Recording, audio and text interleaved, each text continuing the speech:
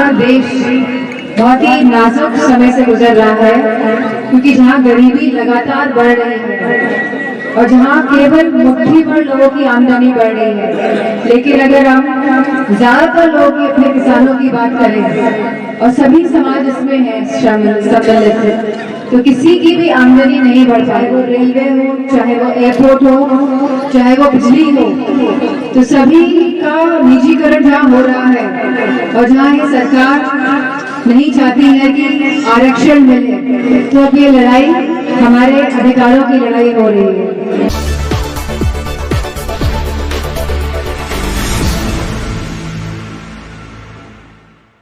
इस तरह का सहयोग और साथ आपका हमेशा से समाजवादी पार्टी के साथ रहा है, तो साथ सहयोग और उस मजबूती देने के लिए समाजवादी पार्टी को, जिससे कि साइकिल की रफ्तार और तेज हो, तो उस सभी के लिए मैं आपका हृदय से धन्यवाद देती हूँ। और हम सभी जानते हैं कि बहुत ही नाजुक समय चल रहा है, जहाँ जगह जगह भागवत तो हो रही है, और ये अच्छी बात है, क्योंकि सभी समाज के लोग और सभी आसपास के गांव के लोग एक साथ आके जहाँ भागवत सुनते हैं, वहीं कहीं ना कहीं आपस में बातचीत भी करते होंगे। जो हमारी माताएं बहनें हैं जरूर बात करती होंगी किस तरह महंगाई बढ़ रही है आज, और किस तरह सरकार ने सिलेंडर के दाम बढ़ा दिए हैं, पेट्रोल के दाम बढ़ा दिए हैं, किस तरह हमारे युवाओं के पास, हमारे बच्चों के पास अब कोई सरकारी नौकरी नहीं है, जहाँ अग्निवीर जैसी योजनाओं ने युवाओं का सम्मान और सपनों को तोड़ने का काम किया है, वहीं आज हमारा किसान भी खुश नहीं है। बताइए, जब पहले तो उपचुनाव चल रहा था तो खाद की कितनी कमी हुई, काले बाजारी में डीएपी की गोलियां मिली कि नहीं मिली, और किसान लाइनों में लग गया, कई माता बहनें बेहोश हो गई, लड़ाई हुई, झगड़ा हुआ, क्योंकि जब वक्त था कि हमको डीएपी की गोलियां मिले, खाद की गोली मिले, तब ये सरकार ने भ्रष्टाचारियों का साथ देते हुए वो गोलियां हमारे किसान भाइयों को उपलब्ध नहीं कराई। जहां बोरी महंगी हो गई है और बोरी में चोरी भी हो गई है, तो हमें समझना होगा कि आज पूरा देश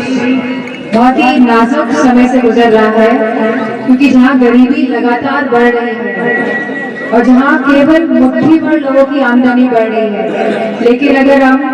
ज्यादातर लोगों की, अपने किसानों की बात करें और सभी समाज इसमें है सम्मिलित, तो किसी की भी आमदनी नहीं बढ़ पा रही है, बल्कि महंगाई से लगातार घट रही है। जो अध्यक्ष जी ने जहाँ पीडीए का नारा दिया है, जहाँ हमारे पिछड़े दलित भाई, अल्पसंख्यक भाई, हमारी आधी आबादी इसमें है, वहीं हम नहीं चाहते कि कोई भी समाज के लोग इससे छूटे, क्योंकि बहुत जरूरत है, क्योंकि सभी समाज, सभी गरीब आज कहीं ना कहीं अपने आप को बेबस महसूस कर रहे हैं। जहाँ नौकरियां नहीं है, जहाँ निजीकरण किया जा रहा है सभी सरकारी चीजों का, चाहे वो रेलवे हो, चाहे वो एयरपोर्ट हो, चाहे वो बिजली हो, तो सभी का निजीकरण जहाँ हो रहा है और जहाँ ये सरकार नहीं चाहती है कि आरक्षण मिले, तो अब ये लड़ाई हमारे अधिकारों की लड़ाई हो रही है। और मुझे पूरा भरोसा है कि हम सब जरूर इन बिंदुओं पर चर्चा करते होंगे। सभी आदरणीय बुजुर्ग जो यहाँ बैठे हैं, वो निश्चित तौर पे अपने बच्चों के भविष्य को लेकर चिंतित हैं। तो मुझे पूरा भरोसा है कि जहाँ ये भागवत कथा हम सबको एक साथ लेके आई है, वही हम नारियों की जिम्मेदारी बढ़ती है कि समाज और देश के क्या सही है उसके साथ हमेशा खड़े नजर आए। और मैं आपको धन्यवाद देना चाहूंगी, क्योंकि आपने लगातार समाजवादी पार्टी का सहयोग किया है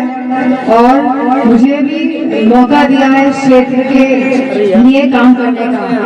और मुझे पूरा भरोसा है कि आने वाले चुनाव जो बहुत ही महत्वपूर्ण चुनाव होने जा रहे हैं और जो हमारे उत्तर प्रदेश की दिशा को बदलने का काम करेंगे, जो हमारे अधिकारों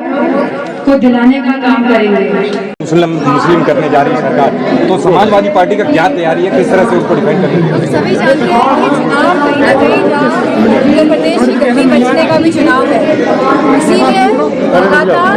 एक समाज के लोगों का प्रयोग करके ये लोग चाहते हैं कि वोट में पोलराइजेशन हो, कि जिस तरह से सुविधाओं से आज पूरा प्रदेश कहीं ना कहीं अपने आप को महसूस कर रहा है कि यहाँ सारी सुविधाएं ठप पड़ी हैं, जहाँ नौकरियाँ नहीं हैं, जहाँ सभी जो राज्य के जितने भी हमारे प्रॉपर्टीज़ हैं या जितने भी हमारे सब राज्य की जो एजेंसीज है उनका जिस तरह से निजीकरण किया जा रहा है, चाहे वो हमारे इलेक्ट्रिसिटी का हो, निजीकरण की जो बात चल रही है, तो बताइए जब आप सभी चीज़ों का निजीकरण कर देंगे तो आप सरकारी नौकरियाँ कहाँ से देंगे? तो कहीं ना कहीं बहुत ही रणनीति के तहत ये चाहते हैं कि संविधान किसी भी हालत से प्रदेश और देश में लागू ना हो। तो ये लड़ाई खाली संविधान को बचाने की, मजबूत करने की, हमारे जो अधिकार हमें